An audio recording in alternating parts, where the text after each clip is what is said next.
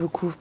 Thomas, vous qui suivez le Cameroun depuis longtemps, après ces élections contestées, est-ce que vous pouvez nous raconter un peu votre point de vue? Alors, il y a quelque chose qui a été de très juste qui a été dit, c'est les risques qui sont pris, y compris à l'étranger. Par exemple, pour Madagascar, Razoel avait acheté un logiciel français, enfin européen, qu'on appelait Predator, qui avait été vendu par une société française, en plus en violation de toutes les règles, ils n'avaient pas déclaré. Donc, c'était un truc qui permettait d'entrer dans votre téléphone, comme Pegasus, et de savoir, au Cameroun, il y a un État policier qui est installé, parce qu'ils sont là depuis 43 ans, l'aide des Israéliens, très clairement, qui encadre le BIR, qui est le bataillon d'intervention rapide, qui est une sorte de garde prétorienne de BIA, et qui aide à tout ce qui est renseignement, tout ce qui est cellule d'écoute. Donc évidemment, tout le monde peut être traqué, on fait pression sur votre famille, voilà, il faut du courage pour se lever, parce qu'il y a une sorte d'indifférence de la communauté internationale par rapport à ce qui se passe, alors que le Cameroun, ça fait très longtemps, vous l'avez rappelé, ça avait été nommé de manière très condescendante, presque raciste, mais souvenez-vous des émeutes de la faim en 2008, où on avait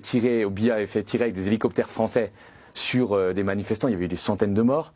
On n'en avait pas parlé parce qu'il n'y avait pas d'image à l'époque. Maintenant, aujourd'hui, ce qui est fort, et vous l'avez rappelé avant, c'est les images sur les réseaux sociaux. Et là, le Cameroun, on est quand même dans le stade de pourrissement le plus avancé de la France-Afrique, où on a mis quelqu'un en place pendant 43 ans, qui à un moment, on s'entend plus trop avec lui, parce qu'effectivement, les relations entre Emmanuel Macron et Paul Biya sont plus très bonnes. Peut-être pas rentrer dans le détail, mais en gros, ça a commencé à mal se passer sur la question du port de Douala qui était contrôlé par Bolloré, et Macron voulait imposer un autre que Bolloré pour être à la tête du port de Douala. Il y a eu vraiment des affrontements de réseaux français, évidemment, qui se fait sur le dos des Camerounais, qui n'ont rien demandé à personne et qui voudraient juste pouvoir vivre dignement et avoir une économie qui fonctionne. Et malgré ça, voilà, il y a un système qui continue à exister avec un armement qui est français. C'était le cas aussi à Madagascar, les gaz lacrymogènes, les blindés. Enfin, tout ça, voilà, on a perpétué ce système-là. Et dans le Cameroun, ce qui est très inquiétant, c'est qu'est-ce qui va se passer à la mort de Paul Biya. Évidemment, il y a plein de clans autour de Paul Biya. Vous avez le secrétaire général à la présidence, Bongo, vous avez Mvondo Aliolo, directeur de cabinet, qui tous ne peuvent pas se piffrer, qui se détestent entre eux et qui sont prêts à tout, y compris à écraser le Cameroun dans le sang et à créer des guerres pour prendre le pouvoir. Et ça, c'est quand même notre responsabilité à nous Français. On ne va pas revenir à l'indépendance jusqu'à la guerre contre l'UPC.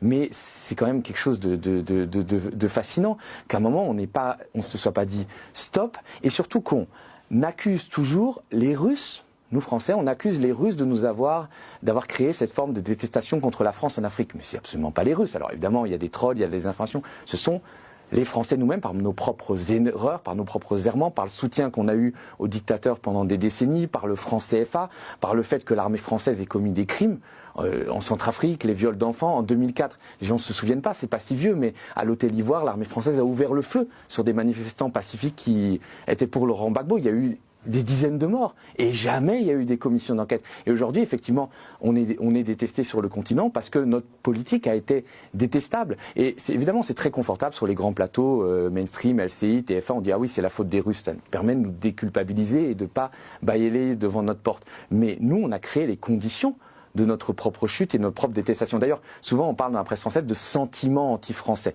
Comme si, bon, c'était un truc pas très formé, on réduit les pensées, les pensées des Africains à des trucs un peu sentimentaux, enfin voilà, qui seraient pas motivés vraiment dans les faits, alors que les gens font très bien la différence entre les Français qui vivent en Afrique et la politique française. Il n'y a pas de xénophobie anti-française, il y a un ressentiment légitime contre la politique française en Afrique. Et il y a un biais souvent raciste, c'est de penser que les Africains seraient incapables de penser par eux-mêmes et qu'il faudrait toujours qu'il y ait un marionnettiste. Qui est les Russes derrière, qui est les Chinois, qui est les Turcs, et que cette détestation, ce rejet de la politique française en Afrique, il devrait être forcément inspiré par quelqu'un, alors qu'en fait il est inspiré de dizaines et de dizaines d'années de colonisation et de néocolonisation.